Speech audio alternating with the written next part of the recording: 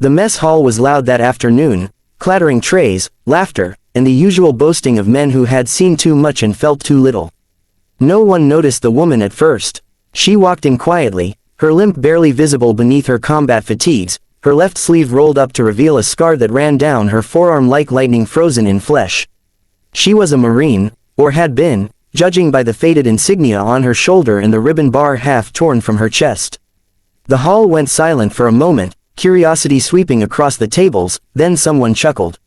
"Wrong base, sweetheart," a voice called from the far corner.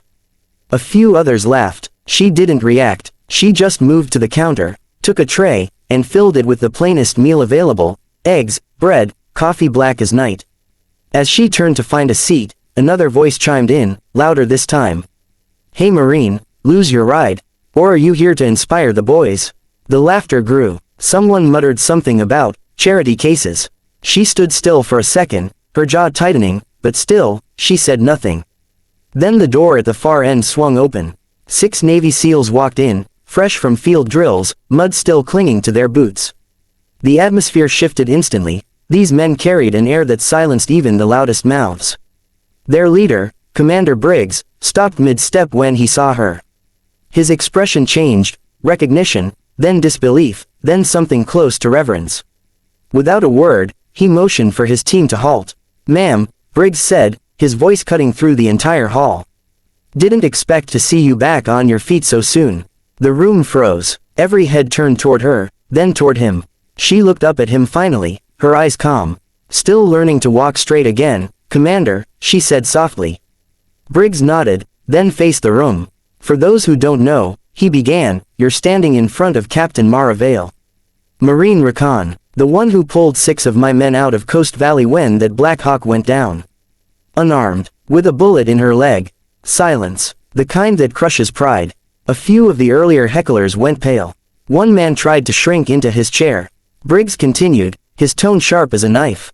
"So next time any of you think it's funny to mouth off to someone who's bled for you, remember her face. Because you owe your uniform to people like her." He gave her a respectful nod before stepping aside. The SEALs followed his lead, standing until she sat down, a quiet gesture of honor. The room stayed silent for the rest of the meal. No one dared laugh. The sound of her spoon against the plate was the only thing anyone heard.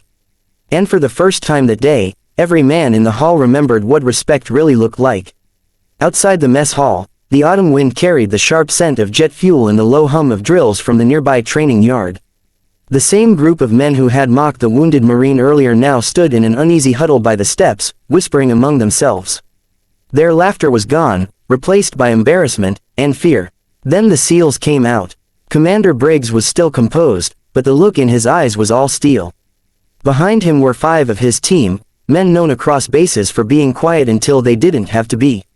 The crowd outside instinctively stepped aside, the sound of boots echoing against the concrete. "Corporal Hayes," Briggs called, his voice calm but carrying that unmistakable command tone that drilled straight into a soldier's spine. The biggest of the men, Hayes, stiffened. "Sir." Briggs stopped just in front of him. "You were the one running your mouth in there, right?" Hayes swallowed hard. "Sir. Good. Because I want you to understand something." Briggs took a step closer, his face inches away. "The woman you mocked carried a 70-pound Marine on her back through enemy fire, after taking a round to the leg. While you were probably drinking coffee in a safe zone."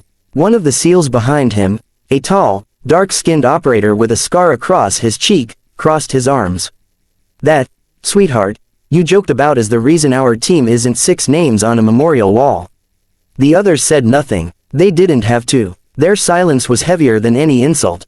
Hayes looked down. "Didn't know who she was, sir." Briggs' expression hardened. "That's the point, Corporal. You don't need to know who someone is to show respect. You don't wait for a war story to treat someone with honor."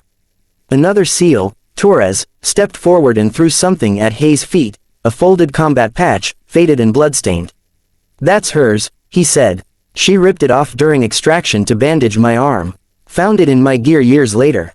You want to talk about real soldiers? She defines it." The air was thick, every word hitting like a punch. Briggs turned, addressing the small crowd that had gathered near the mess entrance. "You all saw what happened in there. I don't care if she's a Marine, a SEAL, or a janitor, You treat wounded warriors with the respect they earned. Every scar has a story you'll never survive long enough to understand. No one spoke. The wind carried only the faint clinking of dog tags and the distant thunder of aircraft. As the SEALs walked away, Hayes bent down and picked up the patch. The dirt clung to it, the edge frayed from battle. For the first time, he really looked at it, and understood the weight of what he'd mocked. Inside, Captain Mara Vale was gone. She'd left quietly, like a ghost from a war no one could imagine, but her presence lingered, etched into every man's conscience like a lesson carved in stone.